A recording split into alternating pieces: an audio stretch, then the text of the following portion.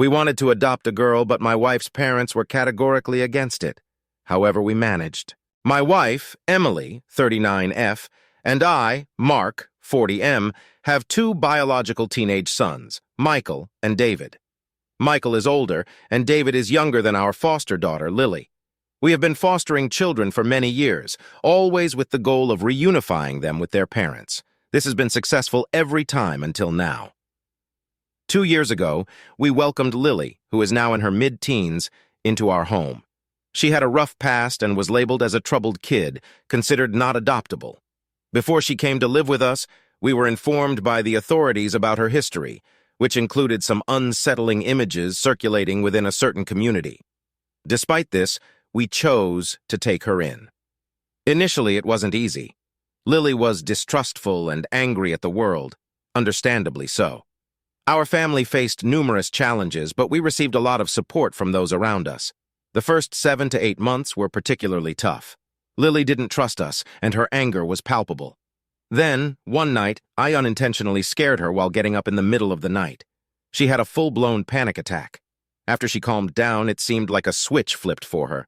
She began to see that we were on her side. From that night on, we saw her transform from an angry, sad girl into the ambitious young teenager we know today. She started thanking us for small things like driving her to practice, and she smiled more. It was incredible to see her begin to feel better and not so alone. She made new friends and grew closer to Michael and David. Her grades improved dramatically, not because we pressured her, but because she wanted to succeed. Each member of our household developed a strong, loving relationship with her. The love we have for Lily is indescribable. We've reached a deep, almost cosmic connection. Despite still struggling with a few issues, which is completely understandable given her past, Lily is working hard, and we support her every step of the way. Overall, she's thriving, and we are incredibly proud of her. We decided to fight the system to change their verdict of not adoptable to available for conditional adoption because we want to commit to her for life. We want to adopt her. Last month, we received the call that the verdict had changed, and we submitted our adoption papers immediately.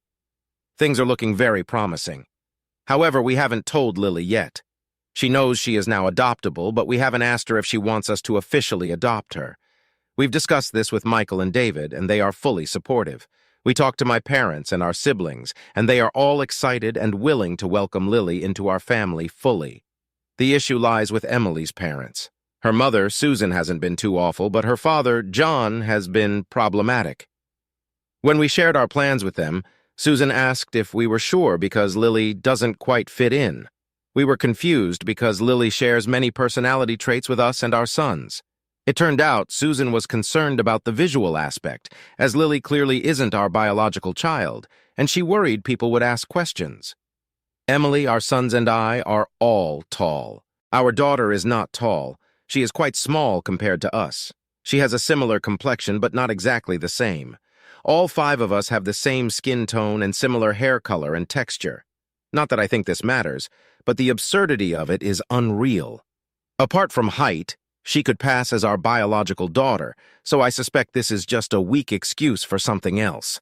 I told her that people would ask questions regardless, because even if our daughter looked exactly like my wife, it's not like she suddenly gave birth to a teenager 2 years ago. The answer to any question is simple. Chev DATM's adopted. ITVDATM's not something that could ever be a secret, so I don't vij TMT understand the issue. Susan didn't say much after that, but it was clear she was not on board. John hadn't said anything either, but he didn't seem excited at all. I asked for his opinion, and he just stared at us for a minute. Then he said, "Don't do this to yourself and our family." I was confused and had no idea what to say. After a few more seconds, he went off. He started talking about their family name and how he didn't want it ruined by a little, and what people would think if they saw these images floating around on the internet. I was stunned. My wife couldn't find any words either and started crying before she just left. I didn't VDGT say a word while John finished ranting, but 1,000 thoughts went through my head. Eventually, he stopped talking, and I still had trouble finding any words to say. I just told him, "You are sick, and I left too." My wife is devastated after hearing what her father thinks about our daughter. We have no idea how they know about these images as we haven't told anyone about them. I am 100% certain my wife didn't tell them as their relationship is not that great. My wife is closer to my mother than her own, so that wouldn't make sense. We have tried to hide this from the kids since it happened, but my older son sensed something was very wrong and asked about it. I told him our conversation with John about adopting our daughter didn't go very well and that they weren't supportive. He wanted to know why. I told him I couldn't tell him but that it was serious and promised to talk to him about it in a few years when he's an adult. I assured him that our daughter didn't do anything wrong, our plans haven't changed, and that it's John who is being unreasonable. My son told me that our daughter mentioned a few months ago that she didn't think Susan liked her very much, especially John. This happened 2 days ago, and we haven't spoken to them since. I'm not sure I even want to try, to be honest. For me, this is a no-contact-worthy situation. I want nothing to do with them. My wife is in pieces, and has mentioned that she doesn't want them in her life after this. This has tainted our adoption experience for sure. I'm afraid, though, that if we piss John off even more, he will start talking to our family about these images. I do realize that he will look like a pig in everyone's eyes, but I would like to spare our daughter from everyone knowing about what's out there. I usually talk to my mother about heavy stuff in life, but I cannot talk to her about this without feeling like I'm exposing my daughter by telling her I need it right now. We actually took a course about this shortly after we took our daughter in. We were told so many predictable things and still thought we got this. We didn't. It was so hard watching how hard she was on herself. She had no confidence, no self-worth, and she was literally scared of us. She has come such a long way and everything seems perfect, but the reality is that her view on sexuality is still really messed up. Thankfully, she is comfortable enough with both me and my wife to be quite open about it. If it's fun boy talk, she talks to me. If it's more serious, she turns to my wife. Most kids in the system are not lucky enough to have the respect your own body talk even once. It's really sad. No, the parents' rights were terminated many years ago. To my knowledge, not adoptable is not a legal label anywhere, but I could be wrong. In our agency, my understanding is available for adoption means their caseworker is actively looking for adoptive parents for these kids. Not adoptable are kids that the agency deems to be too risky to place permanently with a family because of one thing or another, or kids that do not want to be adopted. So their caseworker is not looking for adoptive parents for these kids.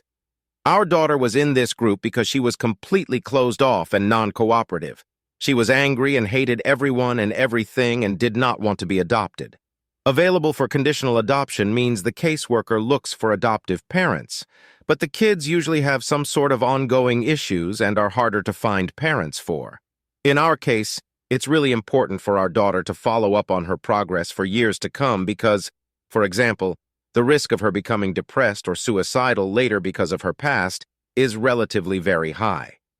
If we adopt her, both we and her therapist are required to report back to the agency every 4 months about how she is doing until she's 20. And if she's not doing well and we're not getting her the help she needs, the agency has the legal right to intervene. Oh, and for the adoption to even go through to begin with, there are several extra requirements for us as a family compared to what is standard. Update. I wasn't prepared for my last post to blow up like it did. I am so thankful for everyone's support. It can be hard to see how messy a situation is when you're in the middle of it and so emotionally involved as I am, so I appreciate everyone pointing out a lot of worrying details. These last few days have been a whirlwind. I have realized how messed up the situation is, but at the same time, people around us have shown how far they are willing to go to protect our little girl and how loved she is. I got a lot of questions, and this post will be a long one, but I will answer as best as I can. My wife and I decided to cut the in-laws off completely. There is no coming back from this. We talked to her siblings about it to give them our side before they hear John's messed-up version. We told them what our daughter has been through without giving details, of course. They don't normally show emotion that much. It's just how they were raised. But even my oldest brother-in-law, who was the toughest of them, had to dry his eyes a few times during the conversation. Understandably. We told them about what happened with the in-laws when we talked to them about adopting our daughter, and they were pissed. They agreed that this needed to be reported. and the brothers-in-law wanted to be included in what was going on from there. John and the legal situation. Long story short, both Susan and John went in for questioning. For now, it looks like this happened through gossip.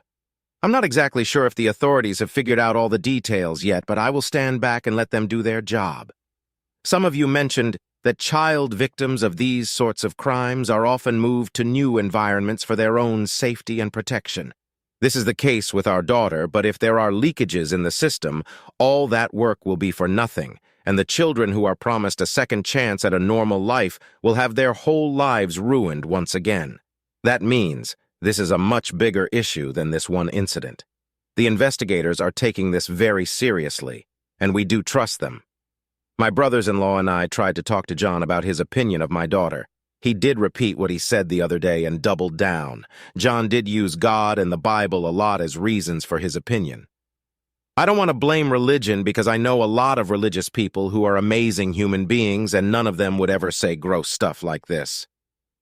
My oldest brother-in-law gave John a lecture. He was told that it's more than enough that his children think he is a misogynistic piece of trash. They don't need to think he's also a predator preying on young children. There may or may not have been a threat or two mentioned about exposure. Seriously, this man is the kindest, most loving human I have ever met. Every child in the family loves this guy. I have known him for almost 30 years, but that night he showed a side of him I had never seen before. I would have been terrified if he was in my face like he was in John's.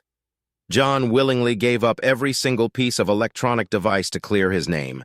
Even every VHS tape was handed over. If everything is clear, he will get everything back, so hopefully he doesn't have anything to worry about.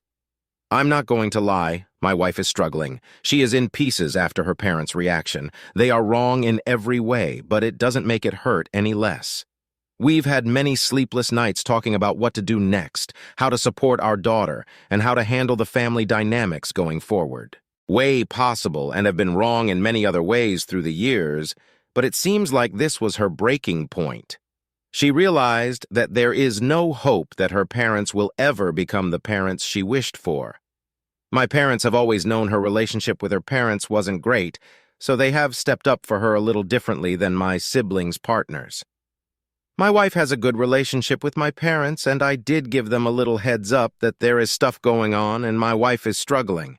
My mother has been coming by every day just to check in, to talk, and to give my wife an extra hug. She made dinner a few times when we were busy, and my father has been giving the kids rides to either school or practice and games every day. They have taken a huge load of stress off my wife and me so we could concentrate on what is going on right now without worrying about the kids. After a few days, we told them how inappropriately John had been talking about our daughter.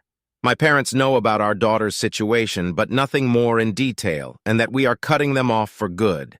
My parents are awesome, and they love my wife almost more than me, and promised her to step in not just for the kids, but for her as well. So in time, I believe my wife will be okay. We will get through this together. I don't like the saying, the apple doesn't fall far from the tree. My wife and her siblings are the total opposites of their parents. They are amazing people, and they are raising their kids to be amazing people. Their parents suck, but they came together and broke the cycle. Sometimes the apple rolls away from the tree. My wife and I are both close with all of our siblings, and we do live in a relatively small enough town that everyone knows everything about everyone because of gossip. So we sort of had to include my siblings and our sibling spouses. We told them a very short version of what was going on, that, yes, we are cutting the in-laws off because they are not supportive of our decision to adopt our daughter, and John had said some very rude and inappropriate stuff about our daughter, and Susan was on his side. But out of respect for our daughter, we asked them to please not ask questions without reason, and we encouraged everyone to come to us directly if there were any rumors or anything going on. Everyone is very supportive, and they agree that our daughter deserves privacy and respect. The in-laws are why we included so many people in our decision to adopt our daughter. I got a few skeptical but fair questions about why we asked for people's opinions about the adoption. I get the skepticism, and that is partially on me for not explaining that part very well. It was not so much that we wanted our extended family's opinion and approval, but more so that we knew where everyone was in regards to welcoming our daughter as a permanent member of our family. She is in her mid-teens, and we have only known her for 2 years. That's a lot of life to live before coming into our lives. It's not the same as welcoming a baby or a toddler into the family. We never got to take her to the park to play with her brothers and her cousins when she was a child. She wasn't present at family birthdays growing up. We didn't experience her first day of school. Every Christmas Eve, when we were watching Home Alone with our boys growing up, she wasn't there. All of a sudden, there's an extra teenage niece, cousin, granddaughter, and that might not come naturally to everyone. Our boys have a close relationship with my parents and their aunts, uncles, and cousins, but although everyone has welcomed and loved every single one of our foster kids, everyone knew these kids already had be her forever family. Parents, grandparents, aunts, uncles, and cousins in our family always respected that our foster children had existing families. Our daughter never had any of that. She was truly alone in this world when she came to us. She is now in the process of gaining a huge family that she never had before, which is a lot to take in as a teenager. Our intent is to guide and help her as much as we can in her relationship with everyone in our family. But to do that, we need to know what kind of relationship our family is ready to have with her. That's why we ask them, and we are thankful that they are so welcoming. I know I said my wife isn't very close to her parents, but they did have a relationship before this storm started, and they would have become our daughter's grandparents. I don't know if it's right or wrong to include them, given the relationship wasn't that great to begin with. But I'm glad we did so they had the chance to show their true colors before our daughter got the chance to bond with them as her grandparents. I'm going to be very vague here, partially to protect my daughter, and partially because I simply don't have a lot of information. Our daughter was a part of a larger case that was uncovered a few years ago. She went through this hell for years. The FBI was all over it when these people were discovered, and the people behind this case are in prison thanks to them. The problem is that the circles distributing the material are very complicated. Even though a lot of the material was found and locked down back then, given the amount of material and the time span, there is just no way they got it all. Sadly, this is the case in most instances when digital material reaches these online circles that distribute it worldwide. I do want to say I have so much respect for the people working on nailing these sick animals, as it is incredibly hard mentally to do what they do. I have to admit, I don't know what is right and what is wrong to do about informing our daughter about what is going on, but we did ask our caseworker to have a meeting with our daughter's therapists so we can find the best way to go about this together. The 4 of us have had regular meetings these last 2 years to make sure we are all on the same page and work together. These people are awesome and put their hearts into what they do, so I'm sure we will figure this out as well. After our daughter turned her whole life around and came out of her shell, we noticed more and more how well we fit together as a family. Don't get me wrong, my wife loves our boys, but it has been a whole new experience admiring her bonding with our daughter over girl stuff.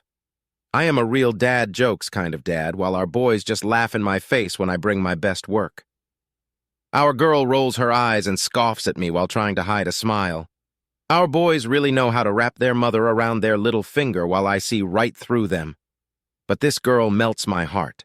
Her pleas combined with the puppy eyes, and I am sold while my wife is a hard ass. I guess that's what they mean when they talk about the typical difference between having boys and girls. Anyway, we brought it up with our caseworker last year that we were interested in adopting our girl. She walked us through what that would entail, and we were up for it. Our daughter has been talking to her therapist and her caseworker throughout the process of changing the verdict to available for adoption, and she knows we are wanting to adopt her. We were only waiting for the last paperwork to go through before we could ask for a court date, and she has told both of them she wants us to be her forever family. Adopt her. After all the mess she has been through, it's important to her to have a sense of control over her own life. So we made sure she knew it was coming, but at the same time, we wanted to make this really special for her. That's why we chose to do it this way. The day after my post, our caseworker called to let us know that our paperwork had gone through. We arranged a family outing for the 5 of us. I'm not going to give too many details for our daughter's privacy, but we had such a great day together and we asked for her permission. Guess what? She said yes. We laughed. We cried. It was overwhelming. It's finally official, we are adopting her. That same night, my wife and daughter were in the living room talking while I was working in the office. My wife called me into the living room, so I went in there to talk to them, and my girl asked me, "From now on, is it okay if I call you Dad?" Man, I did not expect this. I would have been absolutely okay with her keeping using my name, but this is an honor. Of course, I said yes, I'd be honored for her to call me Dad. When I dropped her off for practice the next day, it really hit me when she, in front of her friends and all, said, "Bye, Dad, love you." I may or may not have shed a tear or two on my way home. Now we are mom and dad to 3. We don't have a court date yet, but it will probably be this summer or maybe this fall. We are thinking of having a huge adoption party when that happens, but our girl will decide what she wants when that time comes. What we do know is that we're looking forward to it regardless. If adopted, we have been told our daughter will lose some privileges when it comes to college tuition. I haven't looked too much into it yet, as we are not there yet age-wise, but it's not something we are worrying about. We make more than enough to put all our kids through college. We will look more into it when it becomes relevant. Right now, the adoption is more important than money. As of now, it doesn't look like John had access to the content of our daughter. It looks like he's only a misogynistic piece of work. Because we have gone no contact, he is a non-issue in the adoption process. If something dark sees the light of day, it will very possibly play a role in court. That does not mean we don't want him exposed if he is a predator. Our girl's safety is even more important than the adoption. But because we have gone no contact, it is very unlikely our daughter would ever be removed from our care. It would probably mean more of a large bump in the road on our way to adoption. Right now, all we can do is cross our fingers and wait for answers. I will say our sons have made our daughter's recovery a whole lot more manageable. Yes, we as then foster parents focused on loving our girl, and we never reprimanded her for acting out because we understood where her pain came from, but she did all the work necessary while we were supportive and gave her a nudge here and there in the right direction. But we feel like our boys have done at least as much for her as we have. They just don't know it. Our boys were initially not informed about our daughter's situation, as there was no reason for it. They were informed about the physical abuse in general, no details, just enough to understand that our girl didn't like to be touched without permission. They were very respectful of her, and our youngest even felt bad for her when he hugged me or my wife in front of her because he felt like she deserved love as well. They will never fully comprehend what our girl has been through, but they will also never understand how much they have helped her by just existing around her. They have shown her what healthy relationships with family look like and what boundaries are. Our older son and our daughter are close in age, and he introduced her at school to his friend group, including her now best friend. She has observed our boys a lot during her time with us, and they have played a huge role in teaching her how to live a worry-free teenage life. This has resulted in them having such a great sibling bond, and that melts my heart. To the few people who predict that our girl will end up pregnant by one of our boys, go outside and listen to the birds sing, read a book, try out a new hobby. There are a lot of really interesting things in this world other than your favorite family videos on the hub. I'm sure I have forgotten a few things, and there are a few questions I cannot answer, especially when it comes to investigations and other legal stuff. I did change a few benign details to throw people off for privacy reasons to protect our girl. If there is update-worthy stuff later when the investigations have been concluded, I may give it, but that won't happen for at least several months. For now, I just wanted to update you guys on our girl and assure you that she is okay. Internet strangers, thank you for your support, advice, and encouragement. And most of all, thank you for caring about our girl, my wife, our family, and victims in general. The world is not that bad after all.